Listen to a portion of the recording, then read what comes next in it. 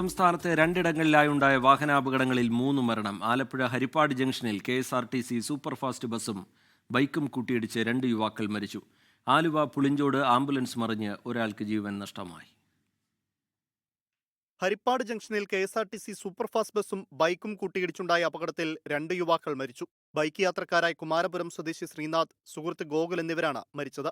കുമാരപുരം പഞ്ചായത്ത് 7-ാം വാർഡിലെ BJP സ്ഥാനാർത്ഥി രഘുകുമാർ എന്നയാളുടെ ഉടമസ്ഥതയിലുള്ള ബൈക്കാണ് അപകടത്തിൽപ്പെട്ടത്.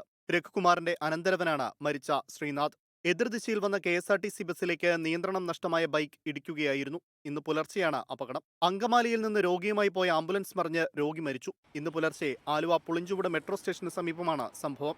69 വയസ്സുള്ള എസ്തപ്പാനാണ് മരിച്ചത്. കുടിവെള്ളം നിറയ്ക്കുന്ന വാഹനത്തിലേക്ക് നിയന്ത്രണം വിട്ട ആംബുലൻസ് ഇടിച്ചാണ് മറിഞ്ഞത്. കോഴിക്കോട് പാലക്കാട് ദേശീയപാതയിൽ ലോറി ബൈക്കിലിടിച്ച് അപകടമുണ്ടായി. തലനാരിഴയ്ക്ക് ബൈക്ക് യാത്രികൻ രക്ഷപ്പെട്ടു. വിവിധ ബ്യൂറോകൾക്കൊപ്പം ന്യൂസ് ഡെസ്ക് 24.